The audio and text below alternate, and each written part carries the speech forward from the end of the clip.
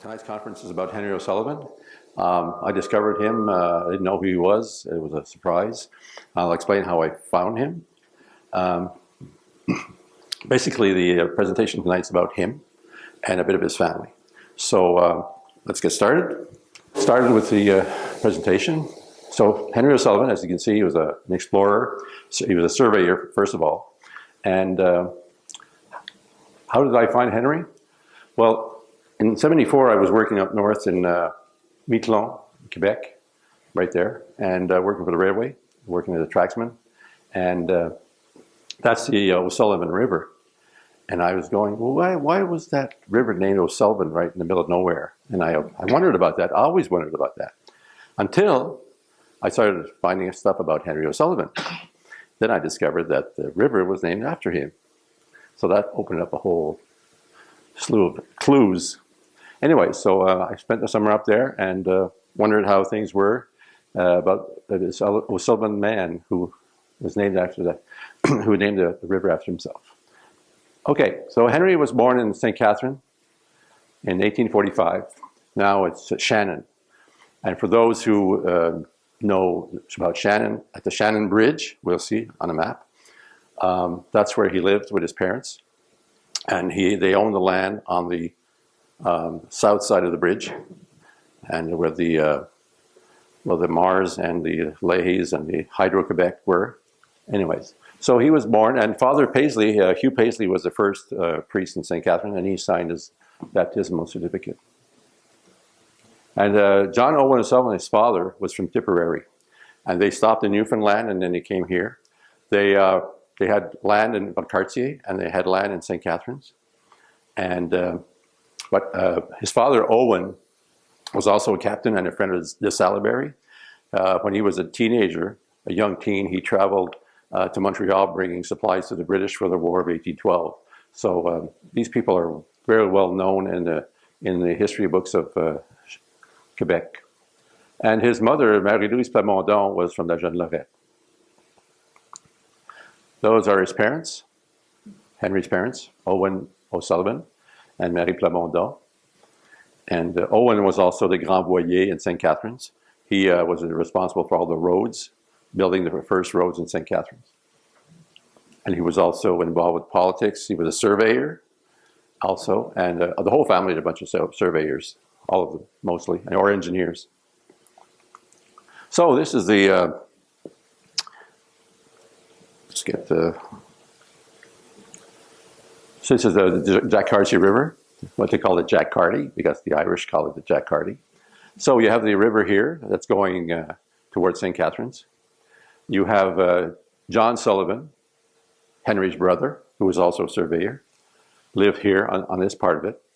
And Owen, his father, lived here. So that's when Henry would have been raised. And John would have been raised here also. So you have the train going here, the Gosford Railway. There's a station in St. Catharines. And that was the corner of Jacques-Cartier Boulevard and Gosford Road. As we crossed the river, there was a trestle bridge there for the Gosford Railway. It was made of wood. That was way before the bridge in Shannon. And if you keep going here, you have the way station. And over here is the Shannon Community Center. So the railway went over here. You could stop here if there was a need to. And the railway continued right up to Lac à Lille, where there was a murder, actually. I talked about that in the last conference. So, surveyor's equipment. Henry was a young man and a young teenager, and he started working as a surveyor. And he worked with those types of chains, 10 meters long. They use the chains to measure, and they just go in chain and chain. In French, they call it chaînage. And that's the instruments that the surveyors use, part of the stuff they use, but that's how they measured all the acreage. So they extend the chain, and they always have the same measure. This diagram explains how things were done. If we look at over here, they're using a chain. That's how they measured it. And here they use other instruments for surveying. But mostly it was done with chains, especially in the forests around. It was hard to get around, so they use that a lot here. They're using a chain to measure the inclination. So there was all kinds of tools being used to be able, here's the Gunter's chain right here. So those were the tools of the trade. Now, Henry was an explorer, and he was all over the place. He was in the Outaouais, he was in Ottawa, he was in Gaspé, he was in various places, and he went right up to James Bay and Churchill Falls and those places. So as you see here, you've got Lake Saint Jean, you have all these places here. All right, up to West Waunipi. West Waunipi, that's where I was working, up there. I used to go to that lake very often with the man from the general store. On the weekends, I'd help him bring canoes up there. And it's a big lake. It's like 100 miles long. It's a big lake. Yeah, so it's right up there. So this is quite the distance from it. Took about 24 hours by train to get up there in those days. It was a slow train. Didn't go very fast. So he went all over the place. He had canoe routes that are still used today. And this is an example of a map he did. That's a map of between Stoneham and St. Gabriel. And we have the Nielsen Esquire. And Jacques-Cartier River is right here.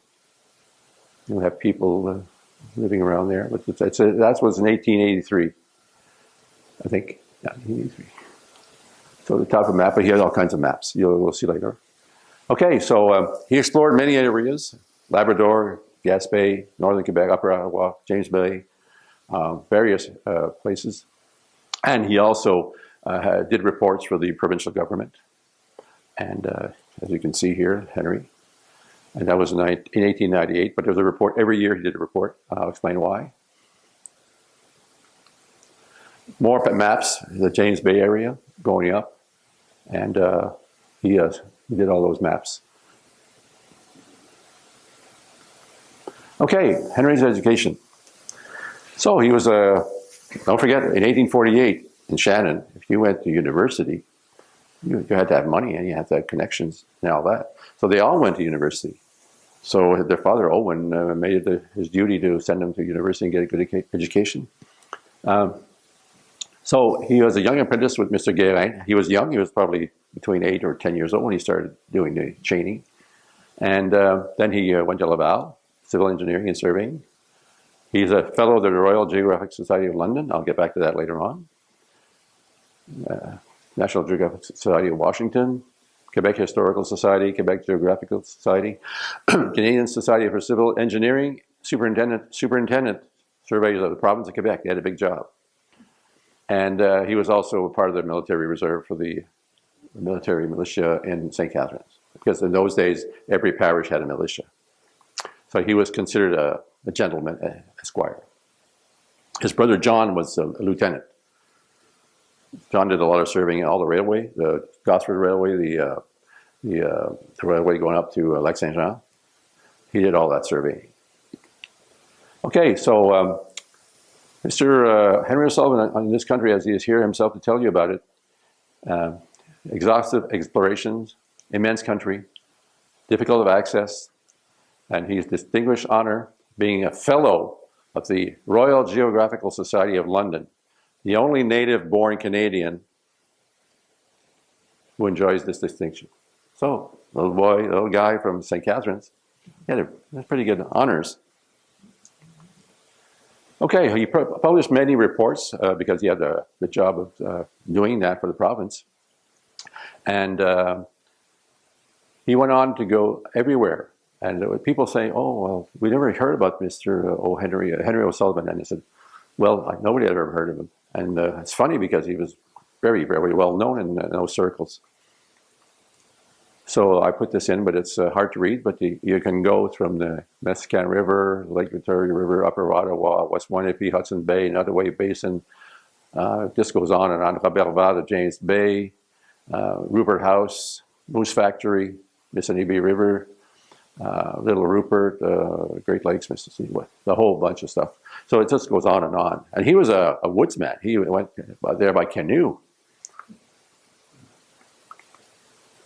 Okay, this is a French thing I found, but it's interesting that this is where it says that Henry O'Sullivan was a gentleman and he was part of the militia in St. Catharines. Let's put there as reference. Okay, and this is interesting because he was named by the government and as an inspector for the surveying. And what's really interesting about this article here, they congratulate him, but it says, Mr. Flynn said that they found the right man amongst the Irish patriots and put him in the right place, in the right job. That's pretty interesting, because that was quite an honor. And they specifically mentioned his Irish heritage.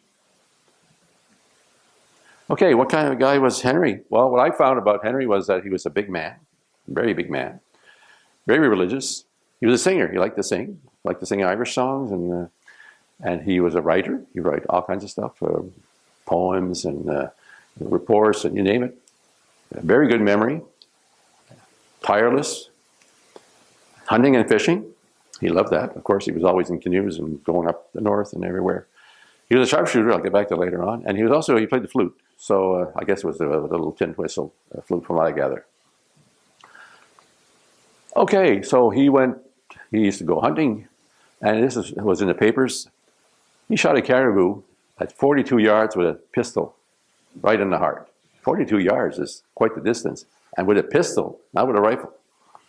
So he was quite the marksman.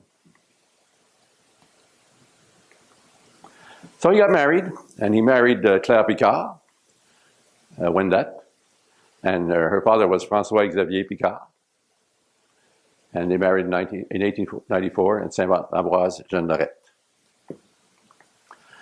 This is the tree I have on my tree ancestry.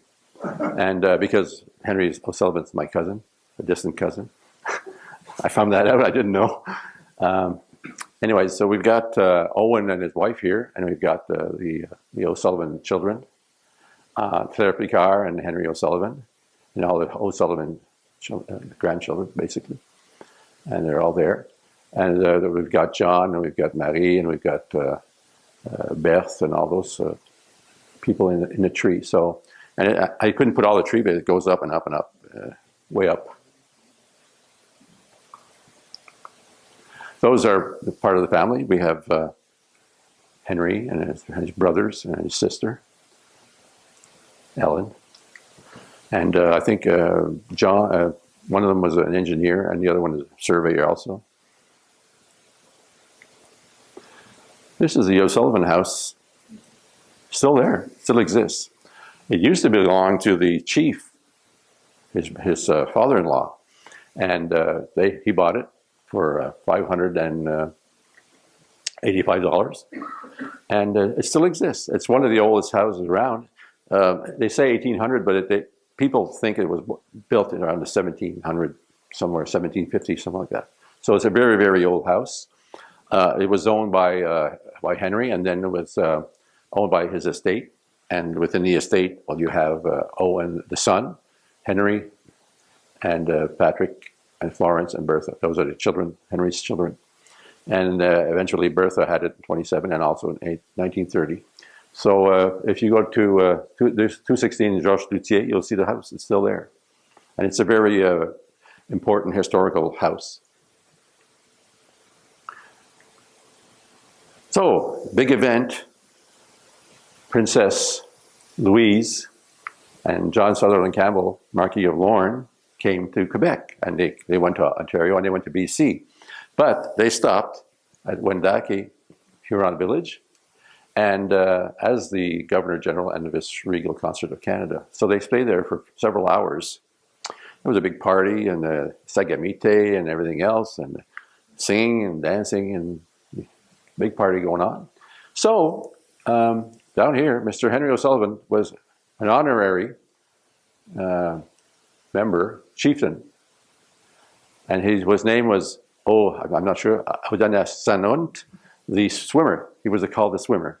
And there were several distinguished people that had been given the Wendat names. The Vulture, the Thoughtful, the Pen, Bright Star, so the Orator. So that happened when the Princess Louise and her husband were there.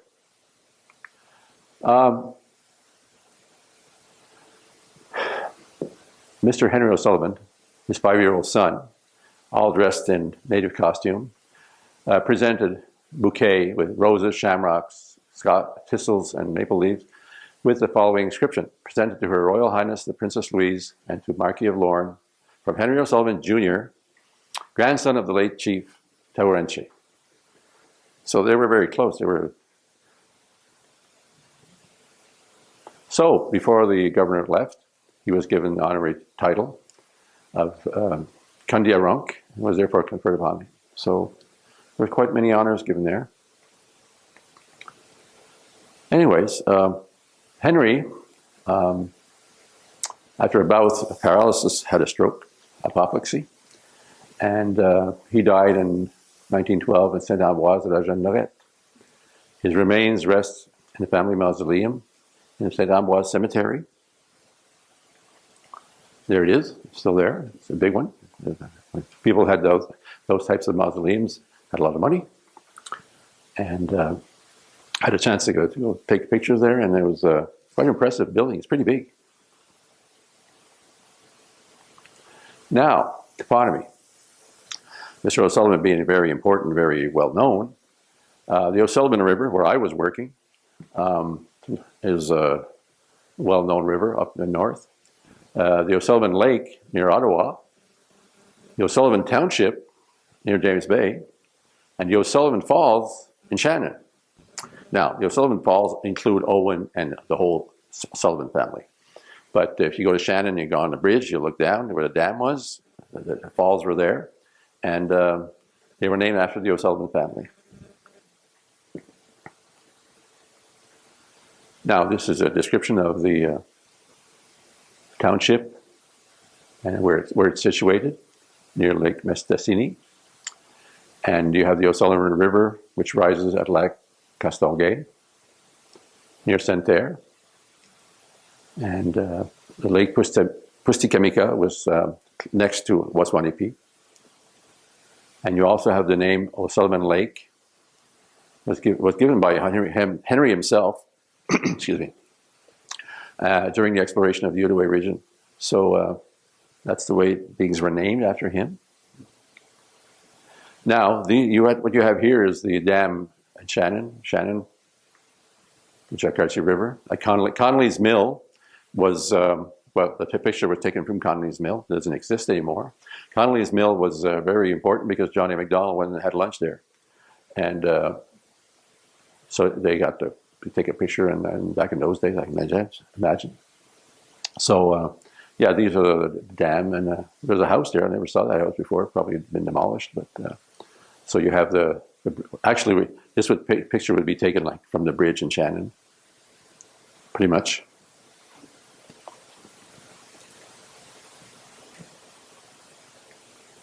And this is the O'Sullivan River where I was working. It's a pretty big river. It's quite interesting. There was a Cree tribe there living there. The chief was blacksmith, and it was quite an interesting summer working there. There's a lot of black flies, mosquitoes, horseflies, and every insect you can name. I'd never seen so many in my life. The black flies was incredibly, I mean, it was a blizzard of black flies and mosquitoes, so it was pretty tough. So I can imagine Henry O'Sullivan going up the river by canoe and going up to Waswanipi Lake and crossing over into the north and going up to James Bay with all these, exploring new routes and going, okay, where do we go now and which way do we go? And then we have to map this stuff. So he mapped all along as he went along, and it must have been quite an adventure because he must have left like in April and come back and, at the end of before the winter or something like that. It must have been quite an expedition. So I can only say it's quite important that Henry O'Sullivan, even though he was not known in history books basically, he's quite an important character in this region, in Ste Catherine, Shannon, of course, and he's part of the important figures of the region because when we look at the Seigneurie, we think about Anne Hébert and Juchereau du Chesnay and those people, but there are others, and Henry is one of the Irish people, and his father, Owen, I could do a presentation on his father. So that's the importance that this family has. There are no more O'Sullivans in Shannon or in St. Catharines. They all moved out. I think there were some in the eastern townships and probably Ottawa and other places like that. They moved out and they had very important jobs, politicians and engineers and surveyors.